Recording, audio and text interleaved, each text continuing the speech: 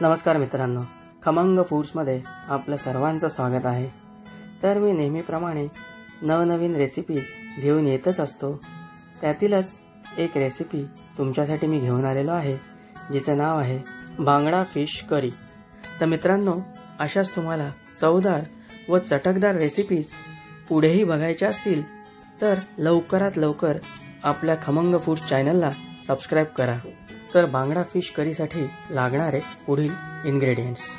तर मित्रांनो, आपण मध्यम आकाराचे 3 बांगडा फिश घेतलेले आहेत। हे बांगडा मासे आपल्याला अशा प्रकारे एका माशाचे 3-3 तुकडे करून स्वच्छ पाण्यामध्ये धुवून घ्यायचे आहेत। आता पुढील इन्ग्रेडियंट्स: कोथिंबीर, 1 टेबलस्पून गरम मसाला पावडर, 1 टेबलस्पून लाल मसाला पावडर, अर्धा टेबलस्पून हळद, मीठ चवीनुसार, 10 ते 12 लसणाच्या पाकळ्या, अर्धा इंच आला, सुक्या खोबऱ्याचा तुकडा अशा प्रकारे भाजून घेतलेला, 2 हिरव्या मिरच्या आणि 3 टेबलस्पून कोकम आगाळ। आता आपल्याला मिक्सर लावायचा आहे आणि मिक्सरच्या भांड्यामध्ये 2 हिरव्या मिरच्या, लसूण, आलं, खोबरा आणि कोथिंबीर घ्यायची आहे आणि भांड्यामध्ये थोडंसं पाणी टाकून मिक्सरला आपल्याला बारीक करून घ्यायचं आहे। आणि मिक्सरला बारीक केल्यानंतर हे वाटण साधारणतः आपल्याला असं दिसणार आहे, तुम्ही बघू शकता। आता आपल्याला गॅसवर कढई ठेवायची आहे आणि गॅस ऑन करायचा आहे। आता आपल्याला कढईमध्ये 3 टेबलस्पून कुकिंग ऑइल घ्यायचं आहे आणि तेल गरम झाल्यानंतर आपल्याला कढईमध्ये जे वाटण आपण वाटलं होतं ते घ्यायचं आहे आणि ते गरम तेलामध्ये अशा प्रकारे परतून घ्यायचं आहे व चांगलं एकजीव करून घ्यायचं आहे। हे बघा, अशा प्रकारे।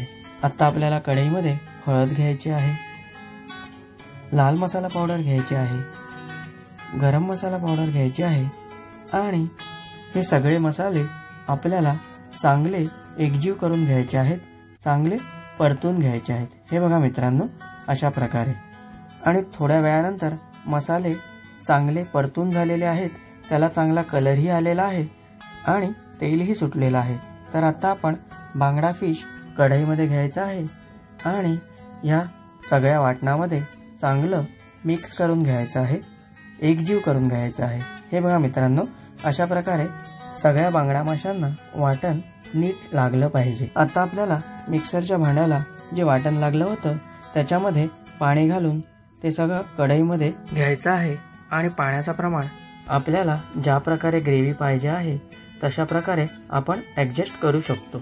आता आपल्याला कढईमध्ये मीठ घ्यायचं आहे, त्यानंतर कोकम आगाळ घ्यायचा आहे आणि या सगळ्याला चांगलं मिक्स करून घ्यायचं आहे, चांगलं एकजीव करून घ्यायचं आहे।